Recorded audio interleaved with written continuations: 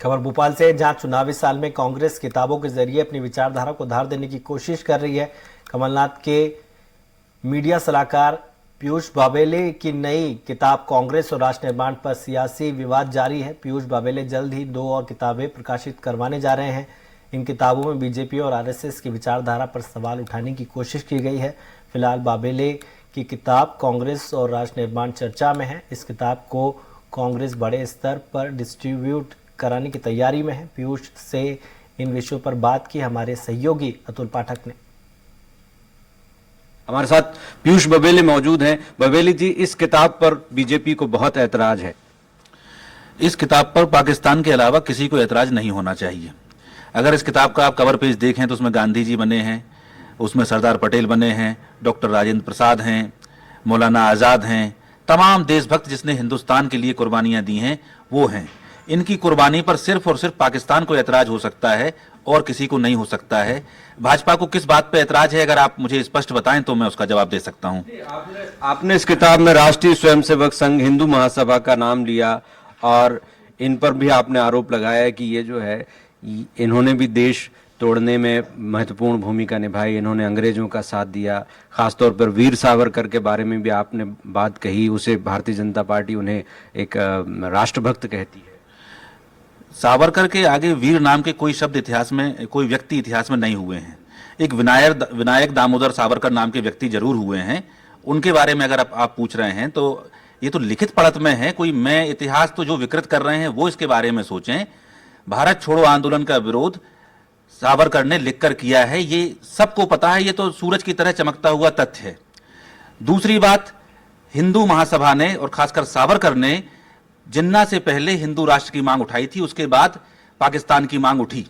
ये बात पीयूष बबेले नहीं कह रहे हैं। संविधान निर्माता डॉक्टर भीमराव अंबेडकर ने अपनी पुस्तक पाकिस्तान अथवा भारत का विभाजन में ये स्पष्ट रूप से लिखी है, कोई भी पढ़ सकता है। भारत सरकार ने ये किताब छापी है, वहां पढ़ लें। भाजपा के मंत्रियों के दस्तखत से ये किताब छपी है। इसमें बीजेपी कहती है कि पंडित नेहरू ने ही डॉक्टर अंबेडकर को हराने का षड्यंत्र रचा और सुभाष चंद्र बोस को नीचा दिखाया।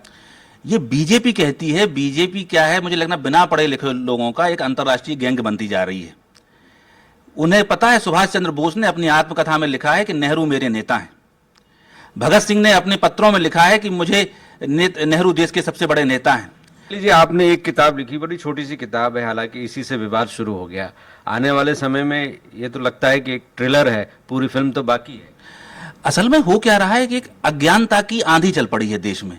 ये पीयूष बबेले इसके लेखक भी मत कहिए, ये तो पहले से जो सब दर्ज है, जो सरदार पटेल ने लिखा है, जो मौलाना आजाद ने लिखा है, जो डॉक्टर अंबेडकर ने लिखा है, बड़ी बड़ी किताबें सबने लिखी हैं। तो मैंने तो उन्हीं के हिस्से उठा के छोटे छोटे में इसमें छाप दिए हैं। तो ये जो प्रोपेगेंडा मशीनरी भारत की भाजपा की है और दुष्प्रचार अभियान जो इनका चल रहा है, उसको जब हम सच का आईना दिखाते हैं तो इन्हें तकलीफ होती है। इस विषय एक किताब मेरी अभी जल्दी आएगी, महात्मा गांधी के ऊपर, दिल्ली से प्रकाशित हो रही है। महात्मा गांधी, सियासत और सांप्रदायिकता। उसके बाद अगर सब ठीक ठाक चलता रहा तो एक आएगी महात्मा गांधी, मिथक और सत्य। इसके पहले मेरी बेस्ट सेलर किताब ऑलरेडी है जो 2019 में आई थी, ये पंडित जवाहर नेहरू, मिथक और सत्य, जो लोगों ने पढ़ी। तो ये तो सच्चाइयां आप सामने देश के धीरे धीरे आनी है। जब झूठ मुखर होता है तो सच को भी उठ के खड़ा होना पड़ता है और जवाब देना पड़ता है। झूठ और सत्य क्या है, इसके अपने अपने नजरिए होते हैं, अपना अपना चश्मा होता है।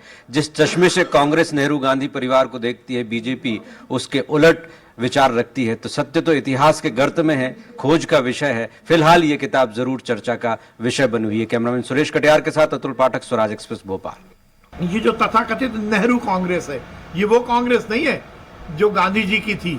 ये वो कांग्रेस नहीं है जो सरदार वल्लभ भाई पटेल की थी। उसने आजादी के लिए कुछ किया।